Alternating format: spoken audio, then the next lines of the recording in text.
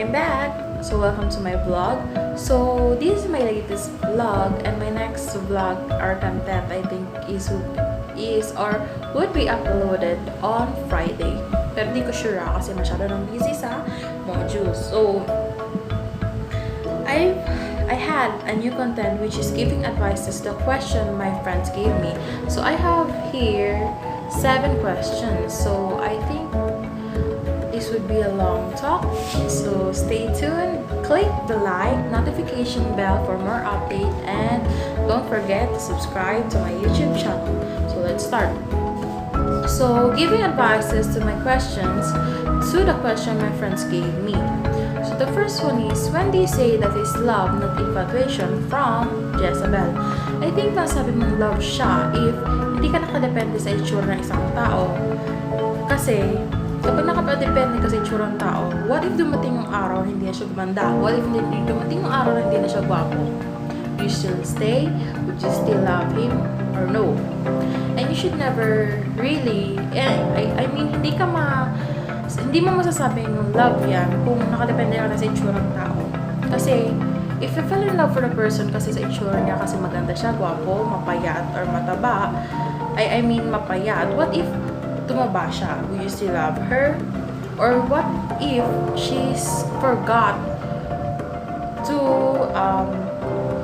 or rather, ayaw niya magpaganda because she wants to be natural, no makeups, ganyan. Would you still love him? Or would you still love her? So, I think masasabi mong love siya if, even though you've seen the badness, I mean the bad things, or rather the dark side of a person, you still chose to stay. Kahit man pumangit siya, kahit man tumaba siya, or kahit man di na siya, I think, sumikat, I think you would still love the person. Because love is not just all about the good times, the physical appearance of the person, but love is all about commitment. I think masasabi mong love is if you see a future with the person rather than seeing the present with the future. And you would say, so let's continue, masyadong nakat. So infatuation kasi is something na hindi naglala. So it's like a crush, ganyan. You tend to like a person because magaling siya sa sports, magaling siya sa academics, gwapo siya, ganyan, or something. That really depends on the physical appearance of the person and the things that he can do or she can do. So, yun nga, masasabi mong love siya if you truly love the person na everyday you would wake up na waking up beside her na may muta, na may laway, but you still love the person. Or you may see the person haggard, but you still love the person. Or you may see the person na if naghirap na siya, or I think wala na siyang wealth, is that you still love her or love him. Or kahit naman tumaba siya, may magbago man sa itsura niya, you still love her or him, and you would stay and never leave him, even though things are going wrong na. And I think that's quite unique about love. And that is love for me. Then, if you truly love a person, I think love him or love her not because of what you see from them, but what or who they really are. You need to love a person, not just their good things that they've done, not just the good things that they've done, but also the things that they keep a secret, like their dark secrets, if they really like to share it with you. So for me, that is really what love is rather than infatuation. And paano mo nga naman talaga masasabing love siya, hindi siya infatuation? Like I said, love is more of a commitment and long-lasting rather than infatuation, which is just temporarily. So, next one is the second question. How to stop procrastination from burnout? I think you could never stop procrastinating from things na alam mong you will fail, or I think hindi mo kaya. Kasi we as a humans, we tend to see things more of a positive rather than a negative, I think. For me, kasi how do you stop procrastination? I think hindi mo ma-stop mag-procrastinate because there are things nga na I think you want to stop muna. Stop muna, then you will continue again if things are going your way or you're in a mood or ganyan. I think hindi mo siya ma-stop, but you can at least lessen your procrastination. One thing I can advise you is that you can cry from, I think you will do some project or assignments or things that you really wanted, but I think you wanted to postpone it and do it the next day, the next day, and the next. I think you should do things today. For example, you have 2 activities. You should do it today, even though you are crying or you're in a verge of you're in a verge of anything. You should do it anyways, because I think you should do things in order to lessen your procrastination. When you started to procrastinate, that is where your brain starts to think that you can't do it. I think you should be more of considering yourself na masaya ka to the things you're doing. Kasi procrastination only appears or is present when you start to think negatively na ay hindi ko to kaya, ay hindi ko maintindihan. Try to think na more of a positive na ay kaya ko, I understand this, kaya ko, and I will find ways to stop my procrastination, or rather to lessen my procrastination. Okay, let's say nag-procrastinate ka ngayon. Do things after you procrastinate, then the next day procrastinate ulit, tapos then do things again. I think that is my advice, or I don't have enough ideas about procrastination, because whenever I procrastinate, I use gaming for at least an hour, and when I feel like okay, I'll be back to the things or activities or projects that I think I need to finish, then my procrastination stops and everything follows, and I can answer all my activities. That's also for the third question. Paano maakit si crush? Oh my god. Girl, wala akong alam dyan. Joke. Okay, I will try my best to give advice. So, paano maakit si crush? I think hindi mo kailangan maakit sa crush mo. I think hayaan mo yung crush mo maakit sa'yo. How? Simply being yourself. Kasi, if hindi sa'yo magkagusto yung crush mo, huwag mo nang pilitin kasi ikaw lang naman yung masasaktan, di ba? I think it's better na the person chooses you rather than the person rather than you choose the person. Kasi wag na tayo maging mapili, guys. Kaya maraming single kasi ang raming mapipili. Gusto ko na ganito, gusto ko gwapo ganyan. Tapos kapag nagkaroon na andyan na aayawan, tapos magpo-post ay ano yan? Walang may gusto sa akin ganyan. Syempre ang pili mo So, I think kailangan mo kasi munang kilalanin yung tao bago mo ayawan.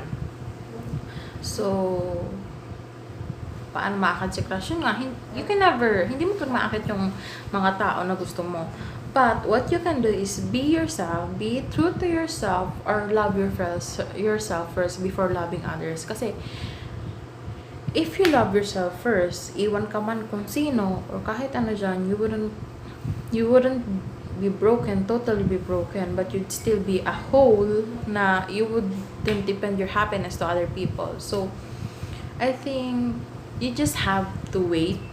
Kung hindi sa'yo ibibigay, kung hindi sa'yo maakit or magkagusto sa'yo, then let him go or let her go.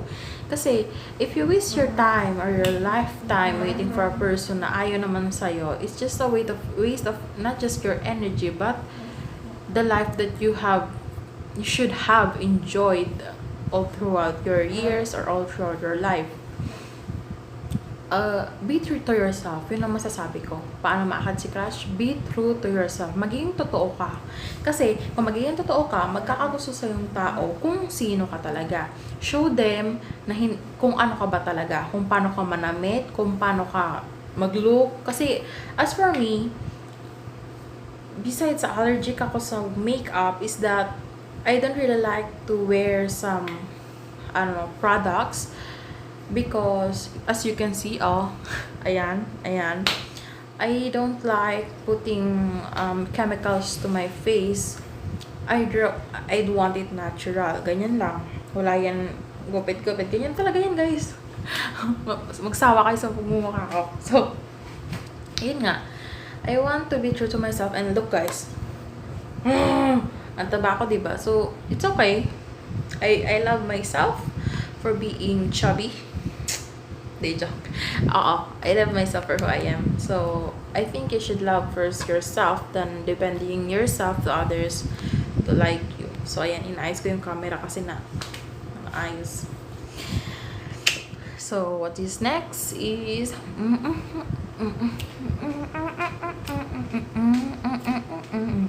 so, ano na po tayo? Round 4. They joke. Number 4 na po tayo. So, number 4 is, bakit di tayo pinipili ng taong pinili natin? Why kaya? From JP. Oh, I forgot. The third question is from Everick. I forgot. So, from fourth question is, bakit di tayo pinili ng taong pinili natin? Why kaya? From JP.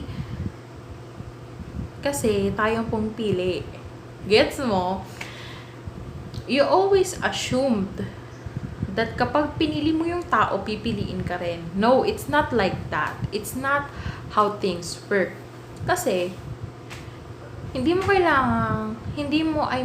mapipilit ang taong piliin ka just because pinili mo sila.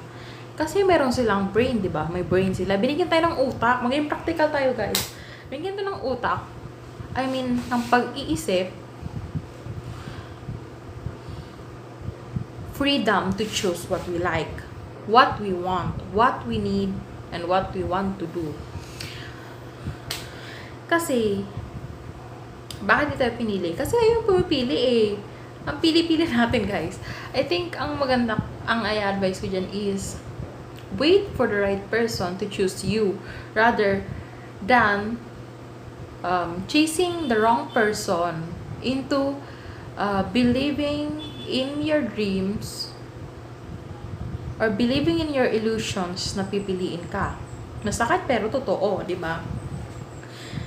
Hindi tayo pinipili ng mga taong pinipili natin kasi pinipili natin sila. And the tendency is, iniisip nila na anytime na magloko sila or anytime na gustuhin nila or anytime na deadmahin ka nila or anything, ganyan, they still have you. Hindi kayo mawawala kasi they have this in mind na pinili mo sila. So, anytime, kahit saktan mo sila, or ganyan, or lokohin mo sila ganyan, wala siyang pagkalam. Kasi, pinili ka nila di ba? So, hindi ko nila lahat but there are some na ganyan yung mag-isip. So, ganyan yung reason kung bakit di tayo pinipili. I think, in order to us to be chosen, or kung gusto nating piliin, tayo naman yung piliin. You need to wait. Wait for the right person na dumating sa buhay mo. So, when is the right person? I don't know. Right person will come. Right time will come. Hindi ko ma-predict kung kailan. Ganito, kunyari sa Monday, andyan na. Hindi. I think the right time that I'm saying is, you need to wait. Wait for endless or infinite time, I think, na tayo naman pipiliin in ways na kailangan antayin natin yung person na tayo naman yung pipiliin kaysa tayo yung pipili sa kanila. Remember, woman don't chase. Woman waits. Yes. Tulad nyo sa Bible, di ba? Binigay si Eva kay Adan. Remember, binigay si Eva kay Adan kasi nag-ask si Adan na kailangan niya ng kapartner. Right? Diba? Kailangan niyang kasama. So, ang sinasabi ko lang dito is, don't chase men or don't chase women. And rather, don't chase, kasi kalatang situation is babae yung naghahabol eh. I think don't chase men. Kasi, ikaw yung masasaktan. And don't choose anyone. Just wait and observe. And let them choose you. Yun yung advice ko. Let them choose you. Don't choose. So, the 5th question is, when I say mean things, minsan, may na-offend ako, when I say things, minsan, may na-offend ako without realizing it and they misunderstand na ayaw ko sa kanila. And, nagdi-distance na sila sa akin. How do I avoid that? And ano dapat ang gagawin ko? From Osashi. So, yun nga. Ang masasabi ko lang dito, ang mga advice ko is, you can please anyone. Remember that. You are worth it. Remember that. You can please anyone kasi there will come a time na may masasabi ka at masasabi kang mga bagay na ma-offend pala sila without knowing it or noticing it. Hindi mo kailangan mag-explain sa lahat. Hindi mo kailangan mag-explain sa kada tao na nag-distance ng sarili nila sa'yo. Na nagdi-distance ng sarili sila sa'yo na I'm sorry kasi na-offend ka ng ganito, I'm sorry, ganyan.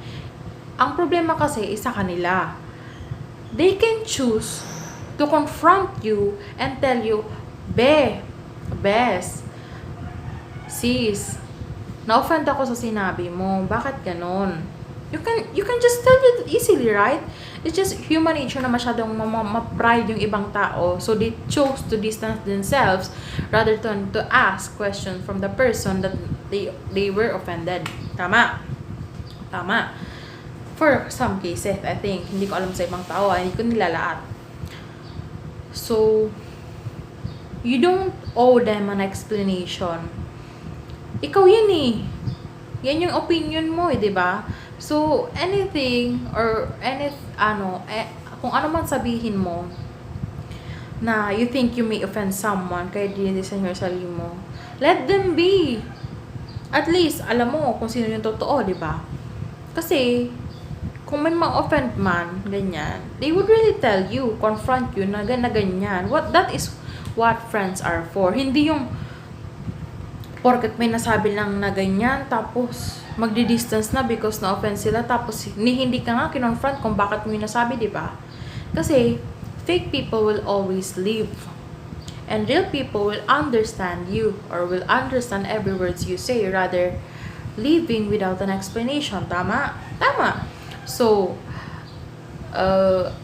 how do I avoid that? Yun nga, hindi mo siya ma-avoid kasi there are times na masasabi mo talaga, and there are no perfect, humans are not perfect na every words they say is wala talaga silang mga offend, which is wrong. Kasi human nature natin na anytime or anything, kukuha pa rin ang isang taong ayaw sa'yo ng any word na pwede ma-offend sila and naalis sila sa buhay mo.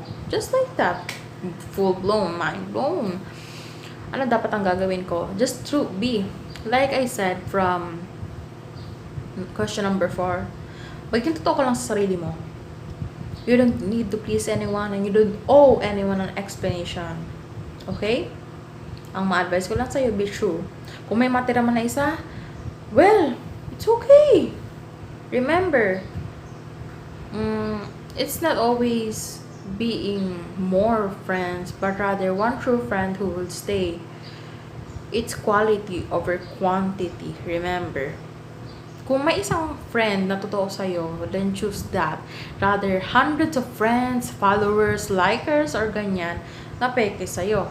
Diba? And waiting for you to arrive at the moment, arrive to some occasions in your life na magkakamali ka and they will slap in your face na, ang pangit ng ugali nito, ganyan to. Remember that.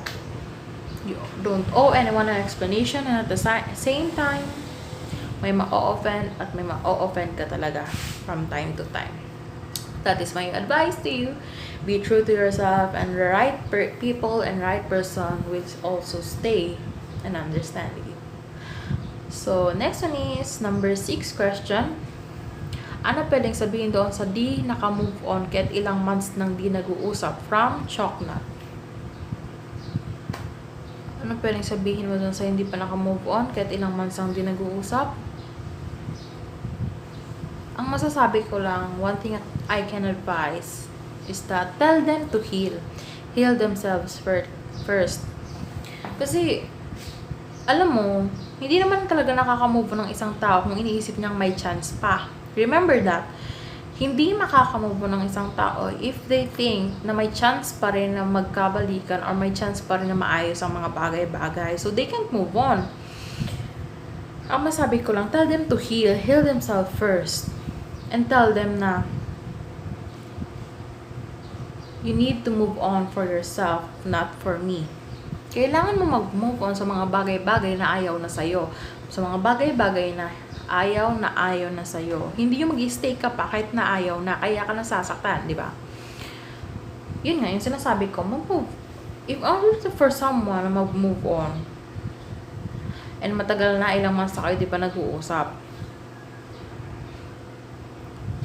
So, anong pwede mong sabihin? Ang masabi mo lang, pwede mong sabihin is that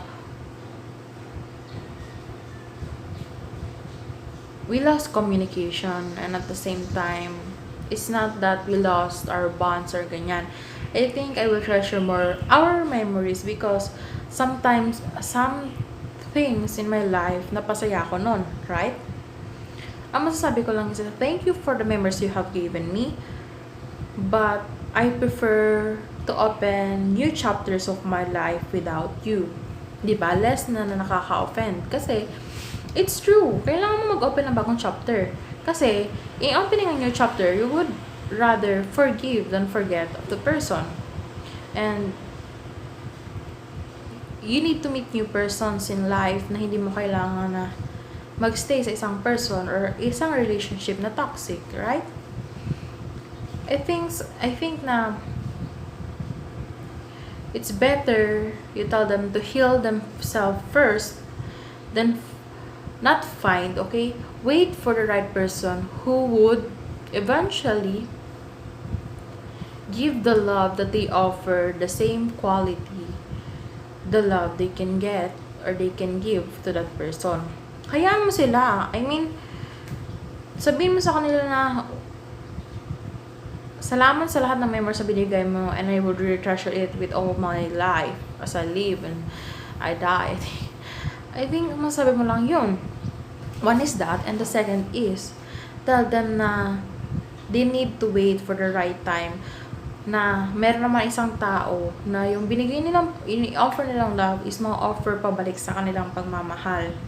But the twist here is it's not you who would give it, but other person. And I think they need to reflect to that question. Tell them to reflect to your advice, and eventually that person would really think na it's over. I mean, it's not totally over. It's like, it's done. Move on already. That's all I think I can give advice. I hope it's helpful. And the last question, which question, Bisaya ka dong. So the last question I will give, or my friends gave me, that I will give advice is, paano kung naka-move on ka na? Tapos, nag-cut pa yung video ko. So, let's start. The last question that will end my vlog is that, paano kung naka-move on ka na, tapos you're dating someone na, then yung nakakausap mo dati, nangungulit pa rin ng chance. I think that's one of the toxic persons you would ever meet. You need to start clearing your mind. Kasi someone who is breaking you to pieces or breaking out your peace is toxic. You need to remove that from your life. Kapag na-move on ka na and the other person is not, like I said from number 7, you tell them that. If they keep insisting ng chance, okay, paulit-ulit na paulit-ulit and paulit-ulit. But they committed one mistake. They shouldn't committed the mistake in the first place. Then leave them. Don't give second chances to people who don't deserve it. Because you deserve more. Remember, you deserve more than a toxic partner who committed one mistake. I mean, humans, yes, we're humans. We may commit mistakes. But we should always remember that when we have a partner, we should always be and remember that we are committed to that person. That before you're going to do things or going to make something, remember that you're committed to one person, you love one person, and you should never do it. Do it. Do it. You should never, ever do it. Yun yung masasabi ko. Paano kung naka-move on ka na? Move on ka na nga, diba? You healed. What more pa kaya siya? He or she can heal also. So, ang kailangan mo lang naman gawin is tell them my advice from number 6. If they keep on existing a chance, nangungulit pa rin, block them. It's not disrespect, but I think it's one way to tell them na it's over. Stop forcing a relationship, a toxic relationship. Stop forcing a person to love you. Kasi ang mangyayari kapag finorce mo yung isang tao, ma-force din siya ng pagmamahal sa'yo. And eventually, dadating yung time na mangyayari, magiging toxic na ulit. From the second round, magiging toxic na ulit yung relationship nyo. Why is it going to be toxic? Kasi finorce mo yung taong mahalin ka ulit, di ba? Di ba ko force yung feelings niya for you?